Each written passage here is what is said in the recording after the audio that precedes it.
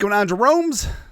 I know everyone's dragging ass on Monday. It is what it is. The Minnesota Vikings are 2-2 after that alleged loss over in Dublin. I'm still mad about the play clock. But both teams had to deal with the play clock. No, they didn't. It went out early in the fourth quarter. Vikings end zone they're facing, but it's okay. Hey, if we're gonna do all these stupid international games, at least have the operations actually functioning. Also, that grass, I don't know, man. But no excuses. Also, the refs were bad. You gotta play better than the refs. You have to play better than the NFL international facilities are. Anyways, here's 10 truths about the 2-2 what to do Minnesota Vikings. Number one, injuries are the story of the season. Now, I understand. I completely understand. Every single team has to deal with injuries, but the fact that the Vikings had so many, especially along the offensive line, it's an issue, right? And also, it's almost like Billy Joel started the fire. Darius Harrison, C.J. Ham, Gavin Bartholomew, Tyler Batty, Blake Cashman, Andrew Van Ginkel, Ryan Kelly, Ty Chandler, Jeff Okudah, Donovan Jackson, Justin School, Aaron Jones, Brian O'Neill, J.J. McCarthy. Everyone is injured. There's something going on with the medical staff, and I want to know. Honestly, just from sheer PR, I feel like the Vikings have to have a sacrificial lamb. I think someone needs to be fired on the strength and conditioning side, or the training staff, or the medical staff, someone, because there's so many injuries, and you have to question, is it something with the workload? Is it something with recovery? Is it something what? But it's no Gouda, right? Not an excuse, next man up mentality, but especially along the offensive line, it's been an issue, right? And also, on paper, on purpose, Darius Jackson, Kelly, Fries, O'Neill may never play a single freaking snap together. Which is frustrating. Number two, J.J. McCarthy is starter, right? And what it comes down to, Carson Wentz has been fine, but also Kevin O'Connell's play calling has just been frustrating, right? So we'll talk about Jefferson here in a sec. It's clear they can get the ball to him quickly. It's clear they can run the ball. But late in the game, you're going to run these 5 and 7 step drops with a bad offensive line and a quarterback who hangs on to the ball too long. And what it comes down to is that now I feel like there's equal footing to judge both quarterbacks, because Wentz, it was a semi-charm kind of life, baby, against the Bengals. Like, I could have played quarterback in the Bengals game. We could have won. But now we saw Wentz in a spot where bad protection, bad play calling, and that's exactly what J.J. McCarthy had the first two games. And I know people who are supporting Carson Wentz, which I'm supporting the team, right? But people supporting Carson Wentz, but his offensive line is bad and Kevin O'Connell's bad play calling. That's exactly what J.J. McCarthy had, right? And in J.J. McCarthy's credit, he does have some clutch moments. He had that fourth quarter against the Bears. That's all he has. That's all he needs, right? And could J.J. McCarthy have done better in that last drive than Carson Wentz? Don't know. Couldn't have gone worse. And it comes down to that interceptable ball on the sideline, as well as the intentional grounding. Is just the spike on third down. It's frustrating, right? And what it comes down to, as we've said a bunch, can you win a Super Bowl with Carson Wentz this season? If the answer is yes, start Wentz. If no, start McCarthy. You have a 3-year window at McCarthy. Roll the dice, right? And also, we got to see what this kid's got. It's ceased to be, hey, let's just go 10-7, get into the playoffs and see what happens. No, this is, can you win the Super Bowl, Carson Wentz? Yes or no?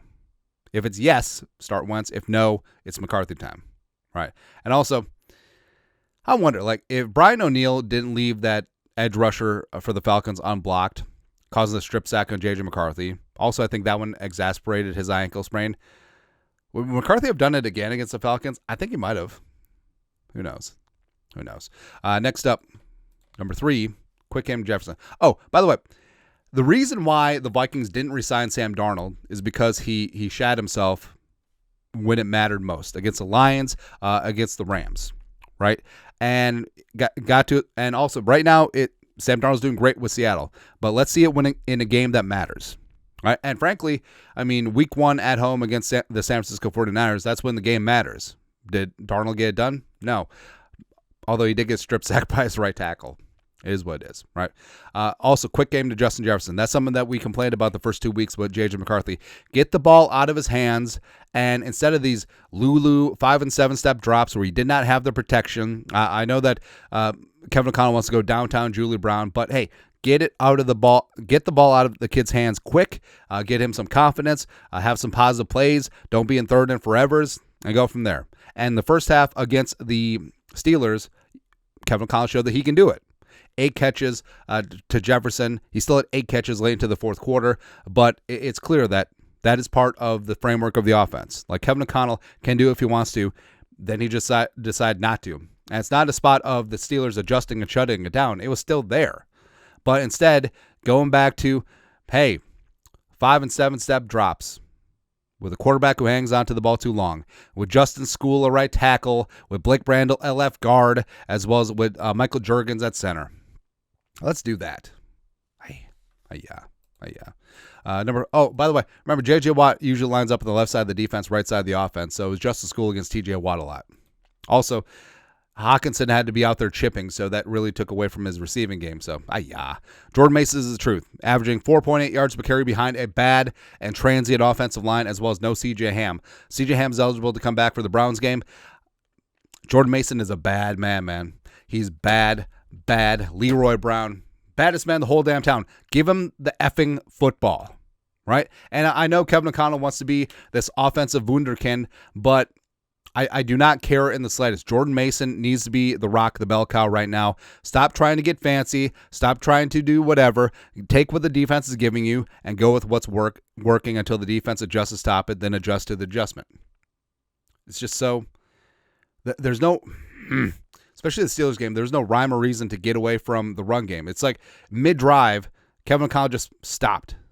And that resulted in the T.J. Watt interception. All right. And also, you wonder why this offense is struggling on third down, because they're constantly in third and forever.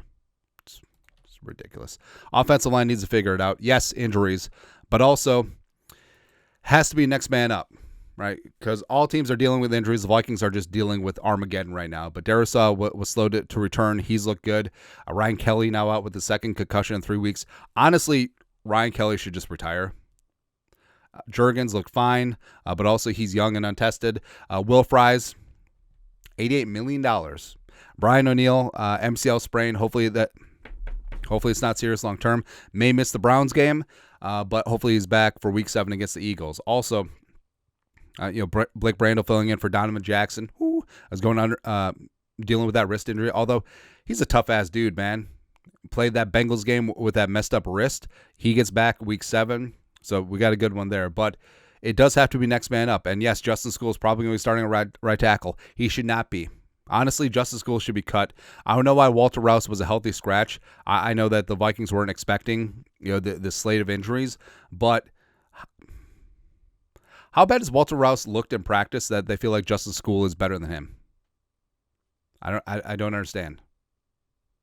Hell, play Jumpin' Joe Huber at tackle. Hell, play Donovan Jackson at tackle like he did in college, although different sides. But figure something out, right? Because honestly, nothing against Justin Skule. I know that he's trying, but he's not a starting caliber NFL player, which isn't. And I do not think that he should be. Hell, I'll play Josh Oliver at right tackle before I put Justin Skule back in there. Any tackle. Next up, number 6. Run defense could be the undoing of this team, where it's really good that you can rush the passer. It's fantastic. But Steelers, to their credit, to Arthur Smith's credit, not to Aaron Rodgers' credit, going with the quick game so the pass rush couldn't get home, and also running the football. How do you take the starch out of a very good pass rush? Run the football at the front 7, get it tired. Get it good to go. And stopping the run, 521 yards rushing allowed through 4 games, 4 touchdowns, 2 of them against the Steelers, freaking Kenneth Gainwell. But I don't know, like Allen and Hargrave, I honestly feel the 2 best producing defensive linemen right now are Jalen Redmond, Levi Drake Rodriguez. And it isn't about hat on hat getting your ass beat on talent. It's certainly not that. But what it is your run fits, being disciplined with your gap, playing your gap, not arm tackling, Having those run fits be solid and good to go. Also, Harrison Smith rationing his snaps, that doesn't help. Andrew Van Ginkel not there. Cashman not there. Certainly doesn't help either. But just pursuit, rallying, finishing your tackles. It's all basic stuff. Like this is high school and pee-wee football stuff that the Vikings are just struggling with. They struggled with in week 1 to a degree against the Bears. They definitely struggled against the Falcons. And now a no-name Kenneth Gainwell just tagged them. And the Steelers' offensive line was much maligned, coming into this game too. So this is almost like the Rams game, the first Rams game last year, where a bunch of injured no-names just completely shut down the Vikings. It's no good. Next up, number 7, Jalen Redmond is a star. So as tough as we are on the defense, like Jalen Redmond needs to be a full-time starter, needs to be a full-time player. Honestly, he needs to have more snap than Allen Hargrave right now. But just instant pressure, 2 sacks, constant chaos, all heart and hustle, plays the run well. Like Redmond and LDR are the 2 best defensive linemen right now. All right. Next, number 8. Isaiah Rodgers is a game changer. So obviously, the 2 touchdowns last week, 2 forced fumbles. This time around, blocking a field goal, played some decent coverage at times as well. So we said at the time, like Rodgers could be the value signing of the team. He might be the value signing of the league. Like his contract is very good to go. Number 9, quarter of the season gone. There is still time,